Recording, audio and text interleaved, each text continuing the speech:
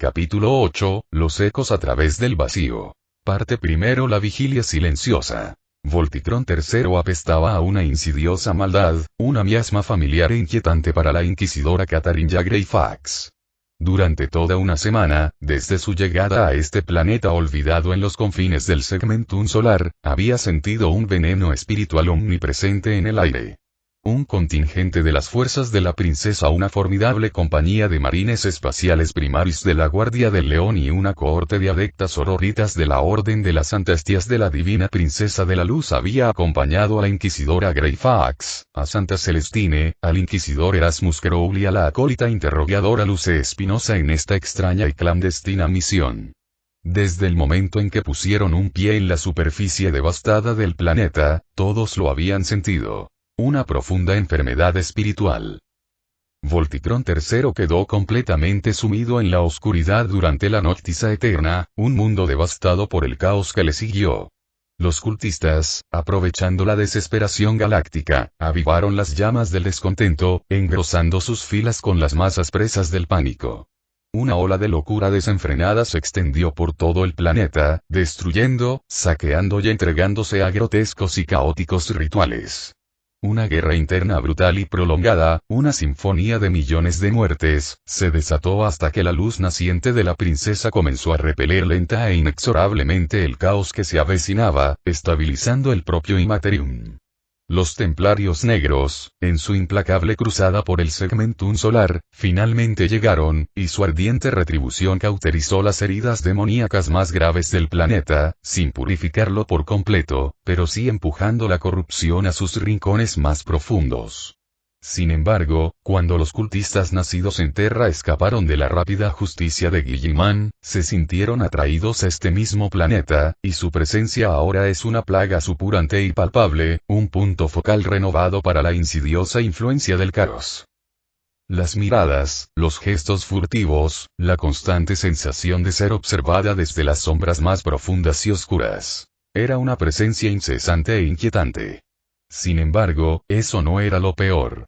Lo que realmente atormentaba a la inquisidora Greyfax era una horrible sensación de repugnancia, casi física, una corrupción total y omnipresente que parecía impregnar el aire, una hedora maldad espiritual que no podía extirpar de sus sentidos.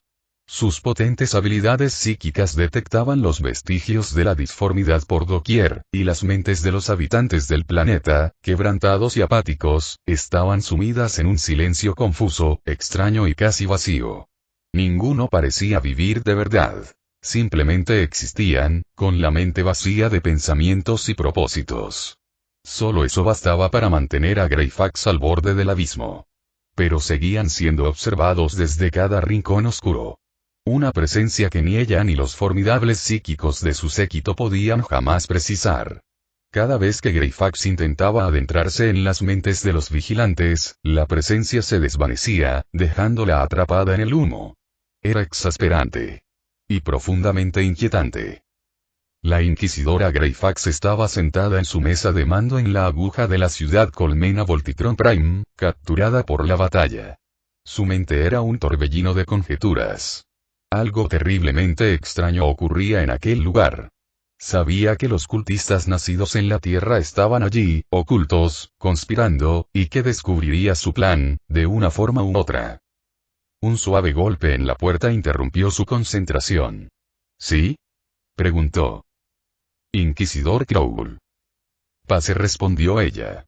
Erasmus Crowley entró, y su semblante adusto reflejaba la misma inquietud profunda que la atormentaba. Por la expresión de su rostro comenzó Greyfax con voz baja y gruñona, el último interrogatorio ha resultado igualmente infructuoso. El inquisidor Crowley respiró hondo, con cansancio, y asintió. Nada aún. Nada más que las mismas sombras inquietantes que todavía no podemos tocar. Greyfax asintió, con la mirada fija en el extenso mapa de la ciudad colmena, en un intento desesperado por centrar sus pensamientos, por evitar que su mente se precipitara en un torbellino de ira y paranoia. Esos sectarios deben de estar escondidos en los rincones más profundos e inaccesibles de esta maldita ciudad. Y saben que estamos aquí, buscándolos, murmuró Greyfax, con la voz cargada de un palpable disgusto. Han tenido tiempo de sobra, respondió Crowl, recorriendo con la mirada los intrincados esquemas del mapa. Los templarios negros azotaron este planeta con fuerza. Quienes sobrevivieron a la purga inicial se habrían refugiado en las profundidades de las colmenas, y con la reciente llegada de los cultistas nacidos en Terra, es imposible calcular su número real. Despreciaba las ciudades colmena. Su escala descomunal, las multitudes interminables, la amenaza constante del caos latente en sus laberínticas profundidades. Tales operaciones siempre eran largas, agotadoras y sangrientas. Sin embargo, Crowl sabía, al igual que Greyfax, que en esos momentos, su sagrado deber era crucial. Hemos dedicado demasiado tiempo a estas cautelosas exploraciones, intentando no desestabilizar aún más este planeta ya devastado. Pero los habitantes de esta ciudad simplemente ya existen. No importan las amenazas ni los interrogatorios, simplemente no les importa, declaró Crowl, frunciendo el ceño profundamente. Todos lo habían presenciado, todos lo habían presentido. Una hechicería profunda e insidiosa en acción. Sin embargo, cada intento por encontrar su origen había fracasado, dejándolos con mortales vacíos y sin alma. Sin duda, obra de una secta, afirmó Greyfax, levantándose de su silla con voz cortante. Esto duele a una clase particular de brujería, una forma sutil e insidiosa que jamás había visto. Este vacío es un arma. Han tomado como rehén a todo el planeta. Incluso el gobernador no es más que una marioneta. No podemos permitirnos perder más tiempo. Debemos encontrar el origen, descender a los niveles inferiores si es necesario y erradicar a estas ratas sectarias. Mientras hablaba, tanto ella como Crowl observaron el mapa de la ciudad colmena, las incontables entradas a los niveles inferiores, muchas selladas durante siglos, otras bloqueadas por los escombros de antiguas incursiones demoníacas. Arrasar una estructura tan vasta e intrincada requeriría una potencia de fuego colosal y muchísimo tiempo, un lujo del que ni Greyfax ni Crowl disponían. Como si respondiera a su pregunta, un repentino y urgente mensaje de voz rompió el tenso silencio, fuerte e irregular. «Soy la Inquisidora Greyfax», exclamó con voz aguda, mientras el inconfundible sonido de la batalla crepitaba por el canal. «Inquisidor Greyfax», habla la hermana superior Aquilina de Ilux. «Estamos siendo emboscados por fuerzas sectarias en el sector subterráneo B-21. La Guardia del León está combatiendo a la vanguardia». Crowl y Greyfax intercambiaron una mirada sombría. Esta era la oportunidad que habían estado esperando. Sin dudarlo un instante, ambos inquisidores se movieron con una determinación rápida y letal, mientras Greyfax mantenía el contacto con la hermana superior. «Hermana Aquilina, mantén tu posición. Y asegúrate de capturar al menos a uno de los sectarios con vida. Debemos averiguar dónde se esconden los demás». El fragor de la batalla se intensificó, la voz de la hermana superiora se convirtió en un gruñido gutural y tenso. «Se hará, Inquisidor». El canal de comunicación se cortó de repente. Pronto, Crowl y Greyfax corrían hacia el sector B-21, guiados por el crescendo de la batalla a través de los laberínticos pasillos. El hedor a carne quemada los golpeó de inmediato. Greyfax vio a un grupo de hermanas Hestia, cuyos lanzallamas escupían fuego sagrado, envolviendo a un grupo de sectarios. Sus gritos, un coro de dolor agonizante, llenaban el aire. «Por voto sagrado y sello santo, que el aliento de fuego revele. Lo puro perdura, lo falso es ceniza. Muere, hereje», exclamó una hermana, con voz llena de furia fanática. Greyfax, sin embargo, prestó poca atención al espectáculo de fuego. Su mirada estaba fija en la hermana superiora, una mujer madura y calva, con el rostro cubierto de cicatrices. Una herida reciente le cruzaba el cuero cabelludo, y la sangre le enredaba el cabello, prueba de haber estado a punto de ser alcanzada por un artefacto explosivo. Aún así, sus ojos permanecían firmes, decididos, tan fríos como el vacío mismo. Cerca de allí, un marine espacial de la Guardia del León y 3 Hestias mantenían a 2 sectarios inmovilizados contra el suelo, impidiéndoles hablar, moverse o suicidarse. «Un trabajo encomiable, hermana», afirmó Greyfax, con la mirada fija en los 2 sectarios atados. «Fue un error táctico por su parte, Inquisidora. No previeron nuestro rápido despliegue. Estaban colocando cargas explosivas por todo el sector. Los hemos detenido, informó la hermana Aquilina con voz serena. Greyfax asintió, recorriendo con la mirada la batalla que aún se libraba más adelante en el extenso sector. ¿Dónde está Santa Celestina?, preguntó Greyfax. Al frente del ataque, Inquisidor, junto al sargento Bardracon de la Guardia del León. Están impidiendo que detonen más cargas. Greyfax asintió de nuevo, volviendo la mirada a los dos sectarios cautivos. Una era una joven que siseaba y temblaba, negándose a sostener la mirada penetrante de Greyfax. El otro, un hombre mayor, sucio y desafiante, la miró con un desdén puro e inquebrantable. Los perros del falso dios, espetó el sectario, mientras la chica a su lado siseaba presa del pánico. Necio. No los mires. Te torturarán, te sacarán la información. Chilló la chica. Crowley y Greyfax reconocieron el patrón de inmediato. La mujer, a pesar de su bravuconería, se quebraría fácilmente. Era una verdad nacida de años de brutal experiencia. Intercambiaron una breve mirada cómplice. Inquisidor Crowley, dijo Greyfax con voz fría y precisa, creo que la mujer debería estar bajo su cuidado. A continuación, se arrodilló ante el hombre, con la mirada fija en un abismo de fría y analítica oscuridad. Espera. ¿A dónde me lleváis?, gritó la mujer aterrorizada, mientras dos hermanas guerreras la agarraban, haciendo sonar ominosamente sus cadenas. Interrogador Espinosa, diríjase al sector B-21, ordenó Crowley a través de su voz, con un tono sombrío y definitivo. No obtendrás nada de mí. El falso de Dios, no es real. Chilló la mujer mientras la arrastraban. Greyfax sonrió con una expresión escalofriante y depredadora.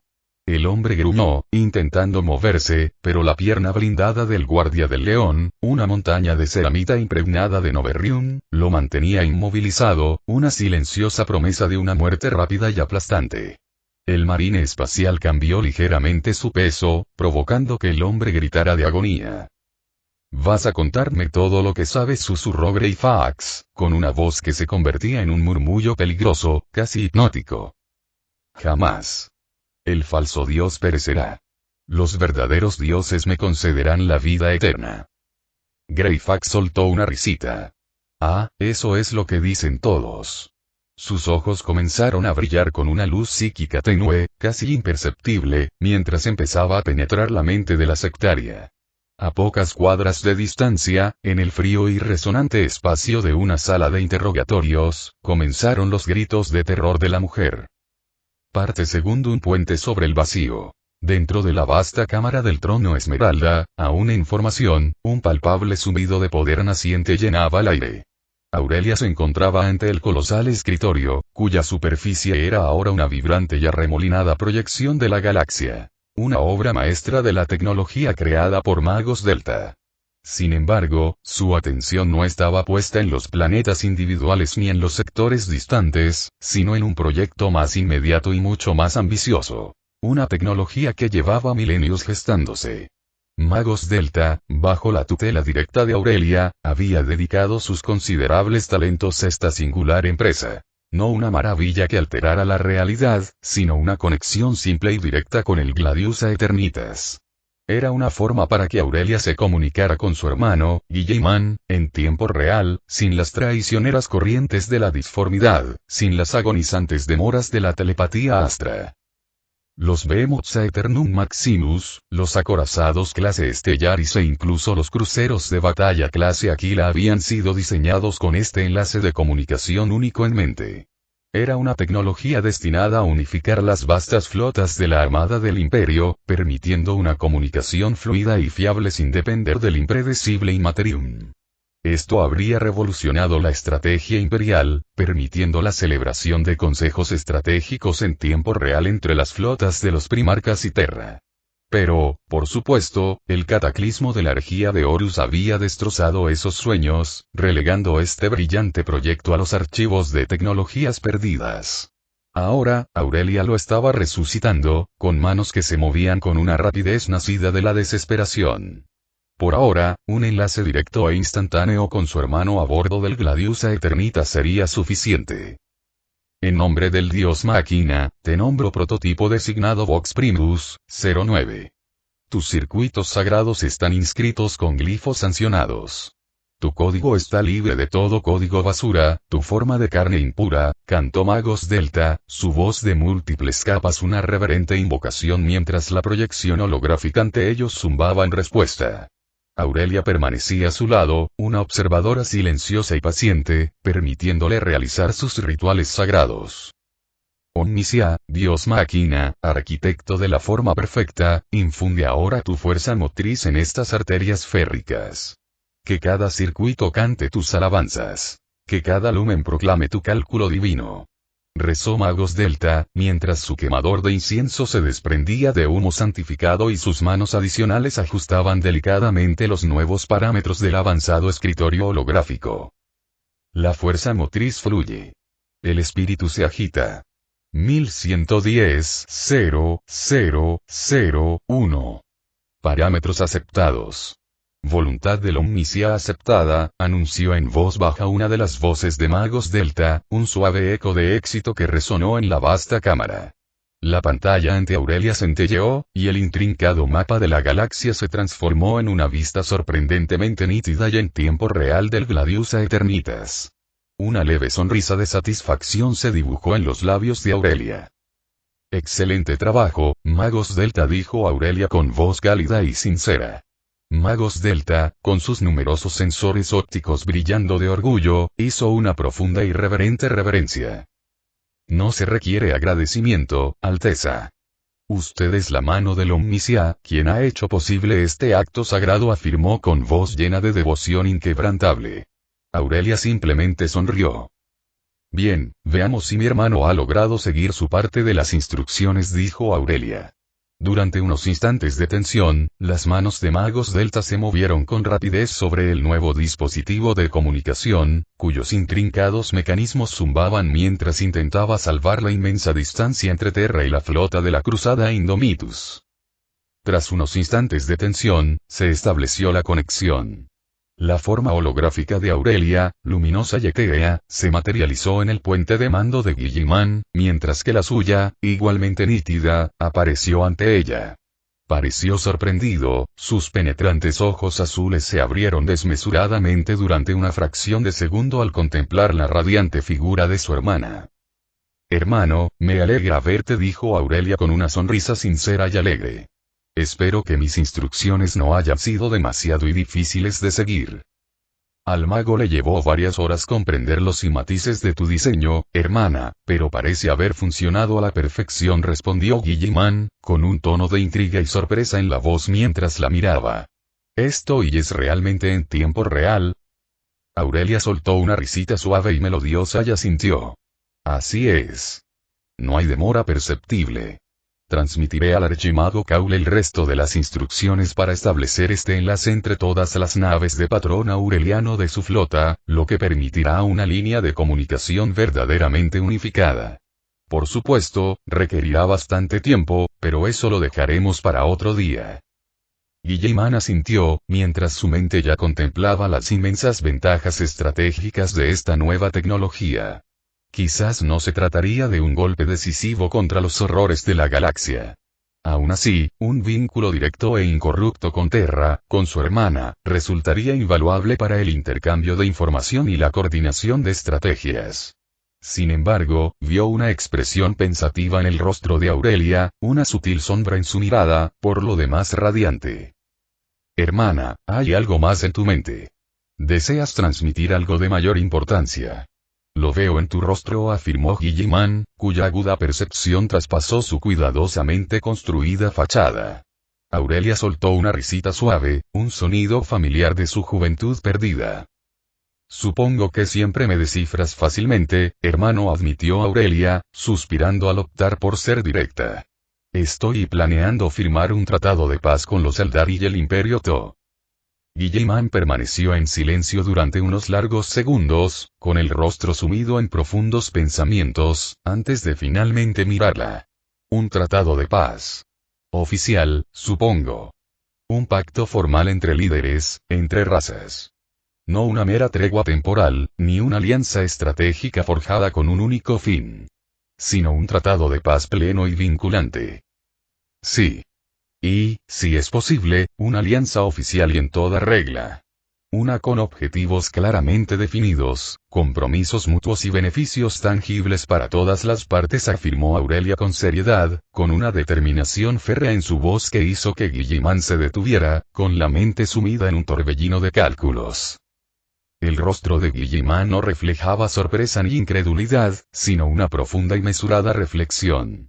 En el pasado, hemos forjado alianzas de conveniencia con los Eldari, pequeñas treguas nacidas de la más absoluta necesidad.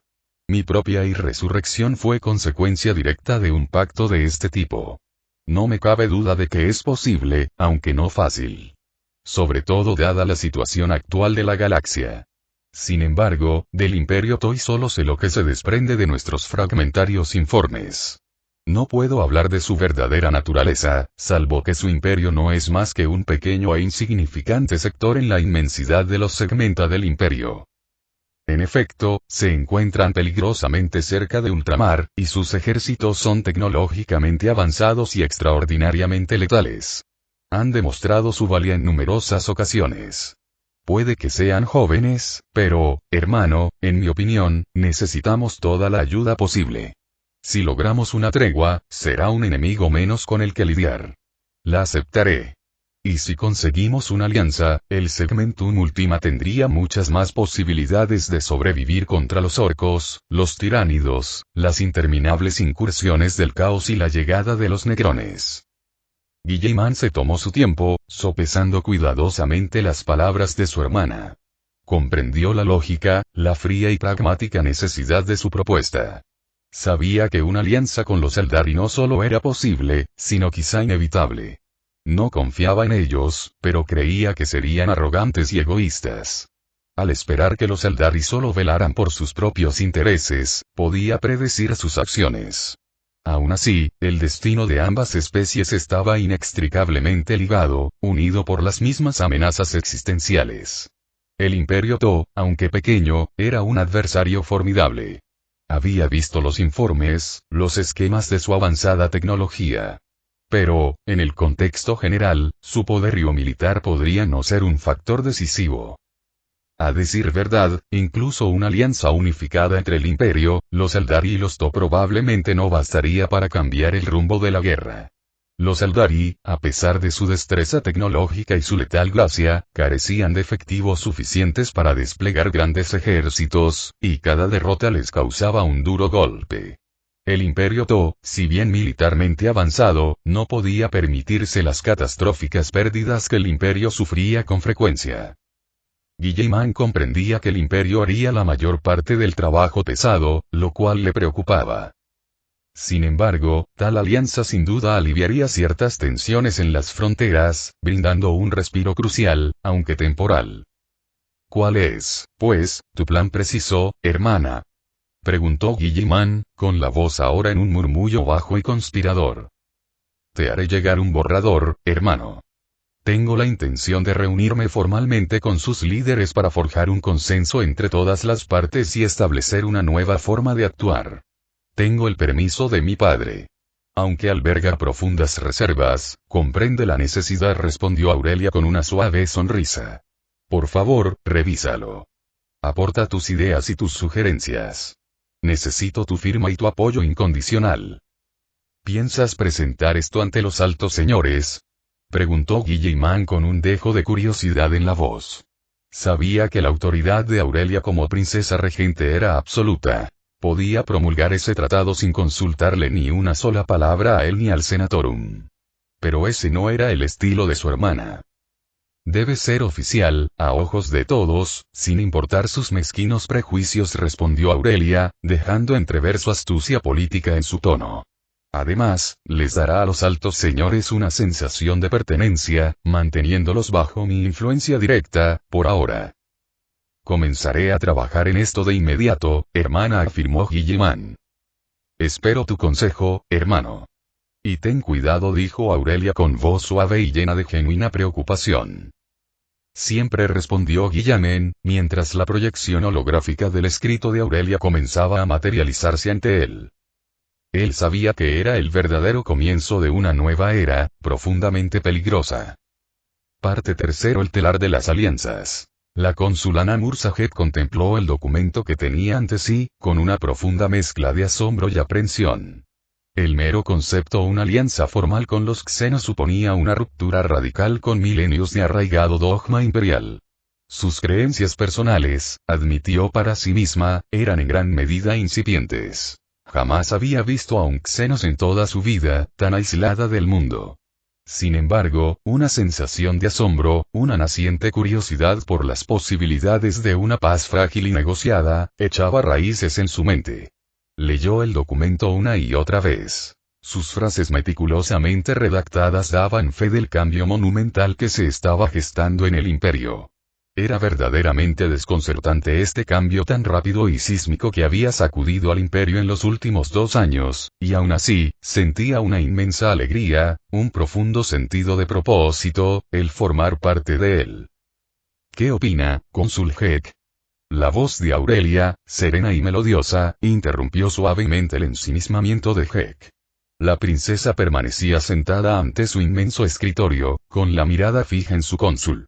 Durante 3 tensos días, Aurelia había redactado y revisado minuciosamente aquel documento, una batalla de palabras e intenciones, donde cada frase era sometida a un escrutinio exhaustivo. El Senatorum Imperialis, como era de esperar, se había mostrado inflexible en que el imperio no debía parecer débil, ni desesperado por un tratado de paz. Aurelia comprendía sus preocupaciones. Ella tampoco deseaba proyectar una imagen de desesperación. Por lo tanto, se requería una delicada, casi quirúrgica precisión en la elaboración de cada palabra, de cada frase.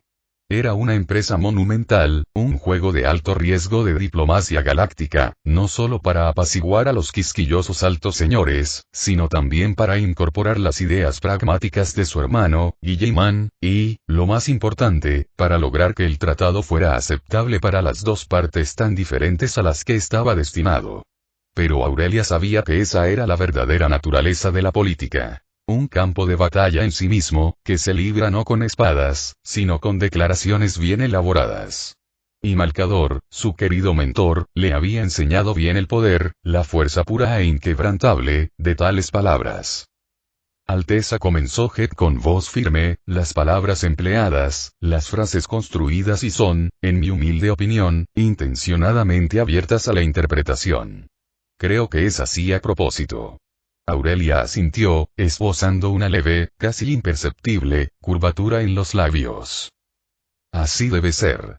El Imperio To y los Eldari son entidades profundamente diferentes, y nuestro enfoque hacia cada uno debe adaptarse en consecuencia.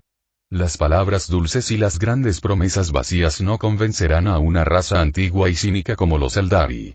Son arrogantes, sí, pero también poseen una profunda y antigua sabiduría. En su larga y trágica historia, lo han visto todo. Nuestro pasado compartido, nuestros destinos entrelazados, están plagados de traición y desconfianza, afirmó Aurelia, reclinándose en su silla, con un destello de cansancio mental en los ojos. Debemos ser directos y francos. Nos ahorrará mucho tiempo. Los Eldari, sin duda, intentarán utilizarnos. No dudarían en sacrificar vidas humanas para salvar una sola alma Eldari. Y nosotros, a su vez, no tendríamos reparos en hacer lo mismo. Sin embargo, ahora todos nos encontramos al borde del abismo, donde nuestras respectivas razas están condenadas, independientemente de quién sacrifique a quién traicione a quién o que dioses sean superiores. Nos necesitamos mutuamente, y ellos lo saben. Por lo tanto, tratar con ellos, irónicamente, podría resultar la opción más sencilla. Heck asintió lentamente, observando la expresión cansada pero resuelta en el rostro de la princesa, preguntándose si había dormido algo. Ella, sabiamente, guardó silencio. ¿Y el Imperio To? Preguntó Heck. En cierto modo, son más fáciles de tratar. Una raza joven y vibrante, que asciende lentamente hacia su propio apogeo. Su tecnología es impresionante, y su dogma, el bien supremo, resulta innegablemente atractivo para quienes solo han conocido el caos o se sienten profundamente traicionados por el imperio. No me cabe duda de que están a las puertas de su verdadera edad de oro, cuestión de siglos, quizá menos. Aún así, creen en un cierto orden, en un estado de derecho, en esta galaxia. Se consideran ilustrados, justos. Si se enteran de este tratado, de mí, escucharán, y, por supuesto, intentarán sacar el máximo provecho. Esa es la esencia misma de su bien supremo. La expansión, la asimilación. Ya han subsumido con éxito docenas de antiguos mundos imperiales. Así pues, creo que verán este tratado no como una señal de debilidad, sino como una oportunidad para su propio beneficio. Quizá Aurelia soltó una suave risita e incluso intenten persuadirme para que me una a su bien supremo. Heck parecía profundamente preocupado, pero la sonrisa de Aurelia, ahora con un toque de socarronería, la tranquilizó. Lo confieso, me agrada bastante el Imperio To. Veo en ellos un reflejo distorsionado de nuestro propio imperio, en los gloriosos albores de la Gran Cruzada. La arrogancia. El orgullo. La inquebrantable creencia en su lugar único en la galaxia. No somos tan diferentes, ¿ves? Susurró Aurelia, pensando en los To y su floreciente imperio. En realidad, deseaba la paz con ellos. Dejarlos como un enemigo descontrolado y amenazante en el flanco del imperio era un problema que inevitablemente tendrían que enfrentarse. Desde un punto de vista estratégico, la paz con los To permitiría a las fuerzas del imperio en el Segmentum Ultima y las fronteras de ultramar concentrar todo su poderío en las oleadas invasoras de los tentáculos tiránidos, las incesantes incursiones del caos, los florecientes imperios orcos y el aterrador y silencioso despertar de las dinastías necrones. Permitir que el Imperio To permaneciera como estaba, una raza pequeña pero tecnológicamente avanzada con una ideología profundamente expansionista mientras el Imperio se encontraba inmerso en una guerra brutal en 4 frentes, sería invitar al desastre. Permitiría a los To anexar sin más los mundos más vulnerables del Imperio, expandiendo su esfera de influencia hasta que el Imperio se viera obligado a enfrentarlos como otra amenaza existencial.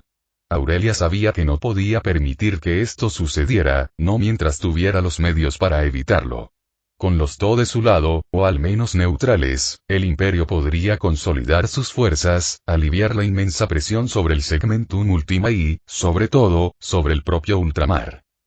Además, Aurelia creía que en 10 años, quizá menos, el poderío militar del imperio no solo igualaría, sino que superaría las maravillas tecnológicas de los To. La avalancha de STC que ahora distribuía, la inmensa e inagotable capacidad industrial de los mundos Forja, los incontables astilleros y fábricas del imperio. Esta era una fuerza que los To no podían ni soñar con igualar. El Imperio To, a pesar de toda su influencia, poseía apenas unos cientos de mundos. El imperio, incluso en su estado actual de devastación, aún controlaba cientos de miles. La diferencia en capacidad de producción era astronómica. Sectores enteros del imperio, mayores que la totalidad del Imperio To, se dedicaban exclusivamente a la producción de armamento y armaduras. Era una comparación injusta, casi absurda. Los To tenían el reloj, pero el imperio tenía el tiempo. Y a decir verdad, Aurelia deseaba fervientemente evitar un conflicto con el Imperio To, porque lo presentía. Era el camino correcto. Sus propios instintos, y los tenues y fugaces atisbos del futuro que se había permitido ver en su libro, se lo habían confirmado. No importaba si el imperio podía destruir finalmente a los To. El mejor resultado, para todos, era evitar por completo una guerra con ellos. Es y extraño ver una raza xenos como el Imperio To. Me produce una nostalgia extraña. Y los Eldari, bueno, ellos sí que trajeron de vuelta a mi hermano. Quizá podamos ser amigos, dijo Aurelia, en un tono de broma casi privada, que solo ella comprendía. Heck, creyendo en sus palabras, asintió lentamente. Esa conversación, Alteza, podría considerarse muy problemática si alguien la oyera, murmuró Heck, con un tono de genuina preocupación en la voz. Aurelia soltó una risita, un sonido de pura y genuina diversión. Soy la princesa regente, cónsul Heck. Puedo hablar como quiera, respondió Aurelia con una sonrisa, recordando que su humor seco y sarcástico no era del agrado de todos. Heck asintió y suspiró antes de sostener la mirada de la princesa regente.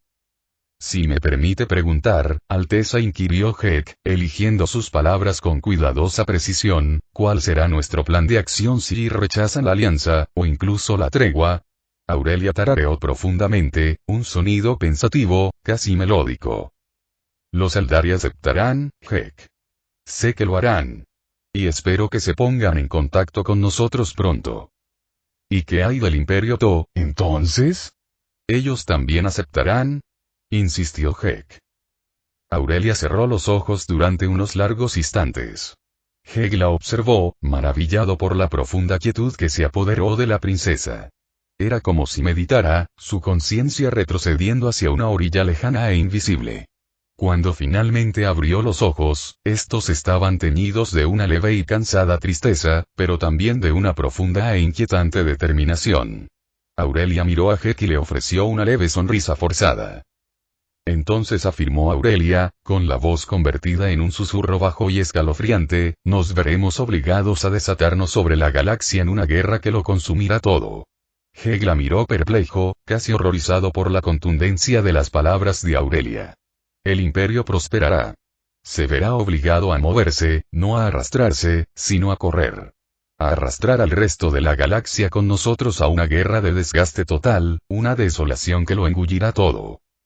Aurelia había vislumbrado la página, no solo una, sino un capítulo de un futuro donde sus planes habían fracasado, aunque solo unos pocos. Era una visión de un caos aún mayor que la realidad actual. La guerra era inevitable, lo sabía. Nada de lo que hiciera podría cambiarlo. Pero sin los Eldari y los To, sería una guerra de una escala tan monumental y caótica que el tejido mismo de la galaxia se desgarraría. Los Eldari, estaba segura, aceptarían. No les quedaba otra opción. Eran lo suficientemente inteligentes como para reconocer una oportunidad de oro, una verdad que Aurelia, por supuesto, ya había previsto. Pero el Imperio To era una variable distinta, mucho más volátil. En 10 años, el Imperio superaría las maravillas tecnológicas de los To. No solo por las nuevas tecnologías que estaba introduciendo, sino por su inmenso poderío industrial. Aún así, lo correcto para el Imperio era evitar una guerra con el Imperio To. Era algo que debían evitar a toda costa, pues eso acarrearía desastres no contra el Imperio To, sino en otros frentes.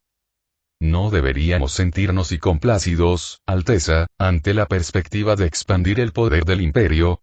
Preguntó Heck, no por ningún sentimiento xenófobo, sino por un deseo genuino de comprender los pensamientos complejos y a menudo contradictorios de su princesa.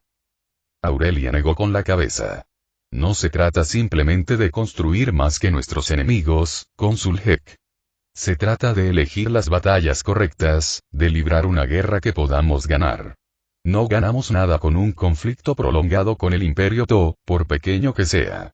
Y Heck, es el camino correcto para el Imperio. Lo veo. Heck asintió, aceptando las palabras de la princesa sin hacer más preguntas. Aurelia se puso de pie, con una nueva determinación en la mirada. El documento aún espera las revisiones finales. Por favor, ofrezcan sus propias sugerencias. Y confío en que no les preocupe demasiado ser mi enviado. Heck asintió, con determinación inquebrantable. Es un profundo honor para mí ser su voz, Alteza. Bien. Además, vamos a hacer una y sutil demostración de fuerza, afirmó Aurelia. Heck ladeó la cabeza, con una expresión interrogativa en los ojos. ¿Qué quiere decir, Alteza? Irás en uno de nuestros acorazados de clase Stellaris de reciente construcción. Y 2 de mis custodes inmortalis te acompañarán. Simplemente deseo ofrecer al Imperio To un pequeño atisbo de nuestras capacidades tecnológicas, afirmó Aurelia con una sonrisa pícara. ¿No es eso un poco y arrogante, Alteza? Preguntó Heck con una sonrisa juguetona, casi traviesa, en su rostro. Si hay algo en esta galaxia que abunde más que la guerra, mi querido Heck, sonrió Aurelia, con sus ojos celestiales centelleando, es la arrogancia. Yo simplemente y sigo el ritmo de los demás. Parte cuarto. Susurros del vacío. Aurelia no soñaba en el sentido convencional. Su conciencia, vasta e indómita, solía retirarse de los confines de su forma física a la silenciosa y serena extensión de la Basílica Liminalis. Su dimensión personal, meticulosamente creada, un reino donde gobernaba simplemente siendo. Allí, entre los incontables remolinos de estrellas y galaxias, contemplaba el tapiz herido de su propia galaxia, su tejido desgarrado. Remendaba con esmero donde podía, su voluntad primordial una fuerza suave pero insistente contra el caos que se aproximaba. Sumergir toda su esencia en el crudo y tumultuoso Immaterium aún era demasiado peligroso. Aguardaba la finalización de su trono esmeralda, un conducto necesario para canalizar con seguridad su inmenso poder. Sin embargo, mientras tanto, hacía lo que podía. Alimentaba sus fragmentos Ctán con estrellas recién formadas, un acto sutil, casi lúdico, de cuidado cósmico para mantener a raya su hambre insaciable. Dedicó sus incansables esfuerzos a cerrar las fauces de la gran grieta, una tarea interminable, casi fútil, como intentar cruzar el vacío o esconder el sol con un solo dedo. Pero persistió, aunque solo pudiera salvar un planeta a la vez. Era una declaración, una silenciosa e inquebrantable afirmación a los dioses del caos, un crudo recordatorio de su presencia. No permitiría que consumieran más mundos imperiales sin luchar. Y en la basílica, Aurelia podía oír. Cada vez que sumergía su conciencia en el vasto y arremolinado océano que era la Vía Láctea, sentía su presencia, los débiles susurros resonantes de sus hermanos. Ahora, en la profunda quietud de su observatorio celestial, lo oía. Corvus Corax, una voz de sombras y tristeza, que la alcanzaba desde los confines más profundos de la disformidad. Tú eres lo que el imperio necesita, hermanita. Solo tú puedes reparar de verdad esta galaxia destrozada. Aurelia oyó el eco, no como una súplica desesperada, sino como una constatación. La voz de su hermano, como siempre, un susurro inquietantemente familiar. Tarareó una suave y melancólica melodía en respuesta. Hermano, tanto desearía abrazarte, volver a verte. Pero presiento que has elegido tu propio camino, un camino que no puedo seguir. Le dolió el corazón al percibirlo, una figura espectral y sombría en medio del caos turbulento, su mente una bandada de cuervos, oscura y numerosa. Aurelia no sintió miedo, solo una profunda tristeza, casi desgarradora. Su hermano, en su larga y solitaria guerra, se había convertido en algo y más, sintonizado con las corrientes mismas de la disformidad, blandiendo sus oscuras energías como si fueran suyas. Aquí, hermana, puedo lograr más. Siento más. Mi guerra está aquí ahora. Una cacería perpetua e interminable. Aurelia intuyó la verdad en sus palabras, reflexionando sobre su sombría implicación. No comprendía, y tal vez no podía comprender del todo, en qué se había convertido Corvus, qué hacía en los rincones más recónditos del Immaterium. Quizá fuera mejor así. Tu camino siempre ha estado en las sombras, querido hermano, pero no olvides la luz. Estoy aquí para ti, si alguna vez me necesitas. Aurelia susurró su promesa silenciosa, observando cómo la sombra de su hermano se desvanecía, una ola de oscuridad disipándose en el vacío. Sabía que no podía detenerlo. Él tenía su propia misión, sus propios métodos, y ella no quería, no podía, interferir. Sin embargo, una silenciosa gratitud le reconfortó el alma. Corvus, su sombrío hermano, atormentado por las sombras, seguía vivo, seguía luchando, a su manera única y salvaje. Aurelia abrió los ojos, su mirada acostumbrándose lentamente al familiar y opulento entorno de su alcoba en la Torre Dorada. Parpadeó un par de veces, un tenue eco de la serena calma de la basílica aún la envolvía. Inclinó la cabeza, una suave sonrisa casi imperceptible asomando a sus labios, mientras observaba a la hermana Agatha, una hermana estia que la había atendido esa noche, ahora dormida plácidamente a su lado. Aurelia suspiró profundamente, un suave sonido, y con delicadeza cubrió a ambas con la pesada manta de seda, un gesto tierno, casi maternal. Su mente, ahora completamente anclada en el plano material, volvió al persistente misterio de sus otros hermanos perdidos. ¿Dónde estaban Leman? Lionel Johnson. Agatha Khan. Vulcan. Aurelia podía sentirlos, una tenue, casi imperceptible resonancia psíquica en la vasta extensión de la galaxia. Pero estaban más allá de su alcance inmediato, su presencia velada, como si supieran que los buscaba, pero eligieran permanecer en silencio, invisibles.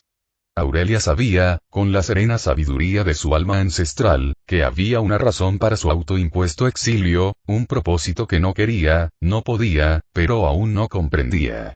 No les impondría su presencia.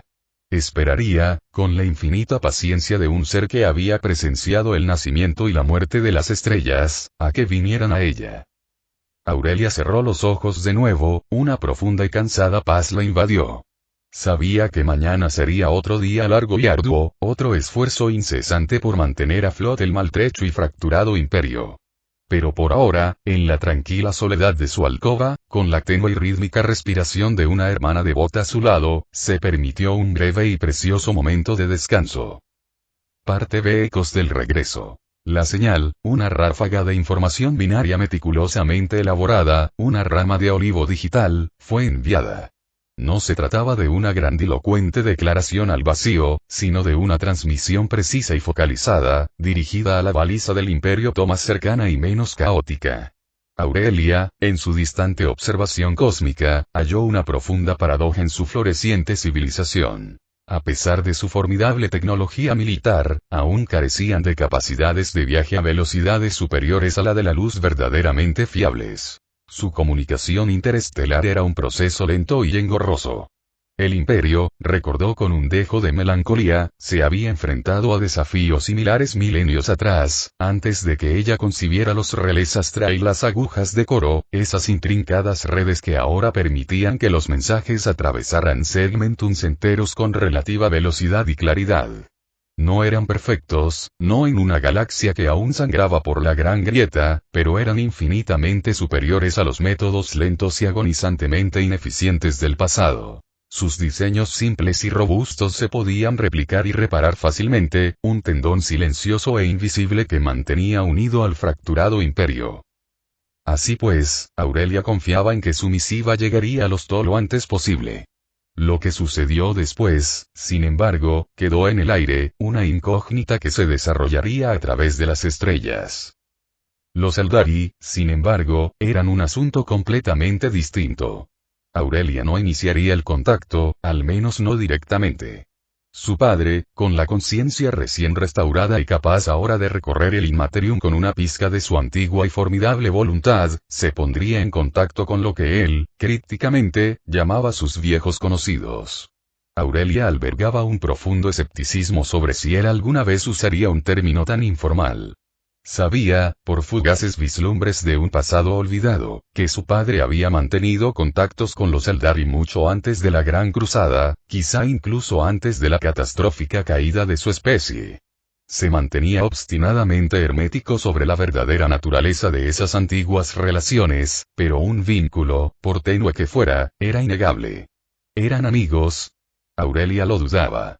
Pero su padre, en su larga y solitaria existencia, había cultivado innumerables alianzas, a menudo extrañas, y parecía que aún poseía los medios para contactarlos. Así que esperaría, como tantas veces antes. Una espera profunda, casi insoportable, era una compañera familiar, aunque indeseada. Mientras tanto, Aurelia volvió a centrarse en otros asuntos más inmediatos y, en cierto modo, más peculiares. Recientemente había recibido una serie de peticiones personales de un grupo específico y heterogéneo de capítulos de marines espaciales. Aurelia, a pesar de su inmenso poder, no era una microgestora. La magnitud del imperio hacía que tal idea fuera completamente imposible. Lo había intentado una vez, durante la Gran Cruzada, cuando las legiones, aunque más numerosas, eran más manejables, y ella permaneció junto a sus hermanos, ayudándoles en la administración de sus vastos y extensos ejércitos. Pero ahora, en este sombrío y devastado milenio, estas peticiones directas de ayuda, dirigidas a ella personalmente, constituían un hecho nuevo e intrigante. Los cachardones, los lamentadores, los manos de hierro. Aurelia soltó una risita suave, un sonido bajo y melódico mientras revisaba la tableta de datos, su mirada celestial recorriendo una lista de una docena de capítulos de marines espaciales que se habían puesto en contacto con ella directamente. Los cachardones, reflexionó, desean una forma de reponer sus mermadas filas. Veo que están abiertos a los marines espaciales primaris. Interesante. Tarareó profundamente, con un sonido pensativo, casi rítmico. Era una petición que podía, y que, cumpliría. Pero primero, deseaba saber más sobre este enigmático capítulo, acechado por las sombras. Sin embargo, decidió cartearse directamente con su solitario maestro del capítulo, Tiberos, una figura envuelta en mitos y terror. Luego estaban los lamentadores, un capítulo tan célebre por su inquebrantable lealtad como por su profunda, casi cósmica, desgracia. Su petición era muy similar a la de los cachardones. Sus filas eran peligrosamente cortas y necesitaban refuerzos con urgencia. Aurelia comprendió entonces que incontables capítulos de marines espaciales se enfrentaban a una existencia precaria similar, con sus filas menguando y su futuro incierto. Reflexionó sobre la inmensidad inimaginable del imperio y los incontables capítulos desconocidos que ahora poblaban su vasta y oscura extensión. ¿Existían realmente 1000 capítulos, como decretaba el Codex Astartes? ¿O acaso esa cifra, como tantas otras verdades imperiales, se había convertido en una mera sugerencia, un eco vacío de una era más ordenada? Bueno, murmuró Aurelia para sí misma, con voz suave pero firme, haré todo lo posible por ayudar a cuantos pueda. Su mirada se posó entonces en la petición de los manos de hierro.